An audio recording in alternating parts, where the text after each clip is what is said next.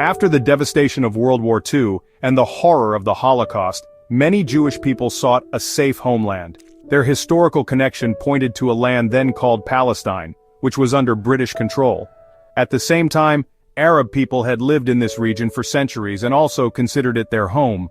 The British government, struggling with the conflict between Jewish and Arab aspirations, decided to hand the problem over to the newly formed United Nations. The UN was tasked with finding a solution that could bring peace to a deeply divided land, a challenge that would test the limits of international diplomacy and set the stage for a conflict that continues to this day. The United Nations Special Committee on Palestine, or UNSCOP, studied the situation carefully. They proposed a solution known as the Partition Plan, or UN Resolution 181. This plan, passed on November 29, 1947, recommended dividing Palestine into two separate states, one Arab and one Jewish. Jerusalem, a city holy to Jews, Christians and Muslims, was to be placed under special international control, belonging to neither side but open to all. The goal was to give both peoples a nation of their own, hoping that two independent states could coexist peacefully side by side, sharing economic resources and ensuring minority rights within their borders. The Jewish community in Palestine, represented by the Jewish Agency, accepted the UN's plan. While they had hoped for a larger territory and were disappointed that Jerusalem would not be their capital, they saw the plan as a historic opportunity. It offered international legitimacy for the creation of a Jewish state, a dream held for generations. For them, it was a chance to finally establish a sovereign nation where Jewish people could govern themselves and find refuge. This acceptance was a pragmatic decision, a crucial first step toward realizing their long-held goal of statehood after centuries of displacement. The Arab leadership, including the Arab Higher Committee in Palestine and the surrounding Arab states, rejected the partition plan entirely. They argued that it was fundamentally unjust, giving away a significant portion of their historical land to a minority population, many of whom were recent immigrants. They believed the plan violated the principle of self-determination, as the majority Arab population was not given a say in the division of their own country. This profound rejection set the stage for immediate conflict, as they vowed to resist the implementation of the plan by any means necessary, viewing it not as a compromise but as an act of colonial dispossession. Immediately following the UN vote in November 1947, the simmering tensions in Palestine erupted into open conflict. This period, from late 1947 to mid-May 1948, is often called the Civil War phase. It was not a war between formal armies but a brutal struggle between communities. Arab militias, including the Holy War Army, launched attacks on Jewish transportation, settlements and urban neighborhoods. Jewish paramilitary groups such as the Haganah, Palmach and the more radical Irgun and Lehi retaliated with their own operations. The fighting was widespread, marked by ambushes, bombings and blockades, turning cities like Jerusalem and Haifa into battlegrounds where neighbors fought against neighbors. During these months, both sides fought fiercely for control of territory, roads and strategic positions. The Jewish forces were generally better organized and by early 1948 launched a major offensive called Plan Dalet. The stated goal was to secure the areas designated for the Jewish state under the UN plan and protect their lines of communication. This offensive led to the capture of several mixed-population cities including Tiberias, Haifa, and Jaffa. For the Jewish community, these victories were essential for survival and the establishment of a defensible state. For the Arabs, it was a catastrophe, resulting in the displacement of hundreds of thousands of Palestinians from their homes. A key event during this period was the battle for Deir Yassin, a Palestinian Arab village near Jerusalem. In April 1948, fighters from the Irgun and Lehi attacked the village, resulting in the deaths of over 100 of its residents, including many women and children. News of the massacre spread fear and panic throughout the Palestinian Arab community, causing many to flee their homes in terror.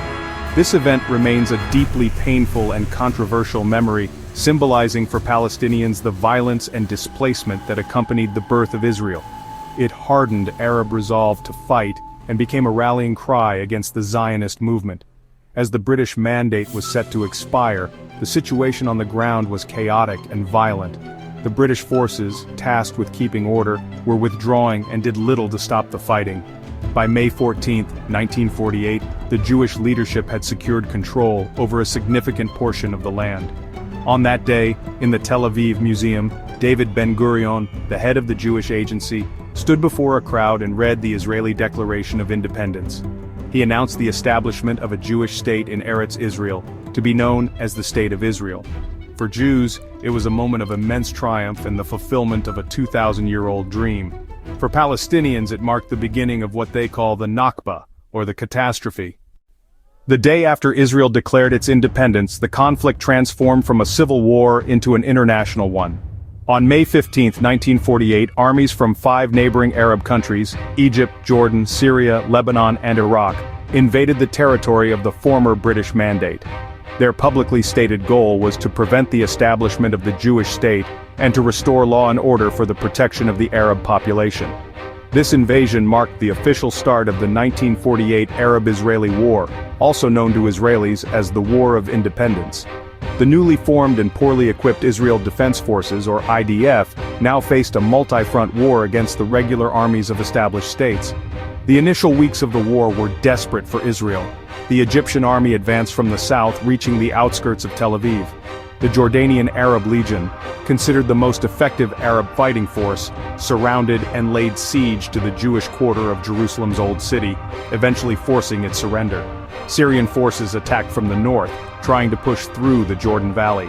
The fighting was intense across the country, from isolated kibbutzim in the Negev desert to the hills of the Galilee. Israel's survival hung in the balance, as its small military struggled to hold off the coordinated attacks on multiple fronts, while also trying to integrate thousands of new recruits. However, the tide of the war began to turn. The Israeli forces, though outnumbered, had the advantage of a unified command structure and a fierce determination to defend their new state. They managed to halt the Arab advances. A crucial development was the secret acquisition of weapons, including fighter planes, from Czechoslovakia, which helped Israel gain control of the air. During a series of UN-brokered truces, the IDF regrouped, trained its soldiers, and planned major counteroffensives. These operations, such as Operation Danny and Operation Yoav, allowed Israeli forces to break the sieges, secure the road to Jerusalem, and conquer large swaths of territory. By early 1949, the fighting had largely ceased. Israel had not only defended its existence but had also expanded its territory significantly beyond the borders proposed by the UN partition plan. It now controlled about 78% of the former Mandate of Palestine, including West Jerusalem, the Galilee, and much of the Negev desert. The Arab armies were defeated, and their governments were forced to negotiate. The war had been a decisive military victory for the new state of Israel, securing its foundation but leaving a legacy of unresolved issues and deep-seated animosity that would define the region for decades to come. The war concluded not with a peace treaty, but with a series of armistice agreements signed in 1949 between Israel and its neighbors, Egypt, Lebanon, Jordan, and Syria. These agreements established temporary borders, known as the Green Line, which served as Israel's de facto frontiers until 1967. The outcome was a stark new reality. The State of Israel was firmly established and recognized by many countries around the world. However, the proposed Arab state in the UN partition plan never came into being. The West Bank, including East Jerusalem, was occupied and later annexed by Jordan, while the Gaza Strip came under Egyptian military control, leaving the Palestinians without a state of their own. One of the most profound and lasting consequences of the war was the Palestinian refugee crisis.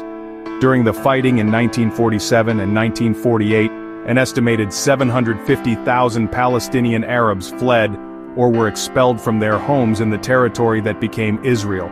They sought refuge in the West Bank, the Gaza Strip, and neighboring Arab countries like Jordan, Syria, and Lebanon. These refugees and their descendants, now numbering in the millions, have lived in camps and communities for generations, with their right of return to their former homes becoming a central and unresolved issue in the ongoing conflict. This displacement is the heart of the Palestinian experience known as the Nakba. The 1948 war fundamentally reshaped the political landscape of the Middle East. For Israel, it was a foundational victory that solidified its national identity and demonstrated its military strength.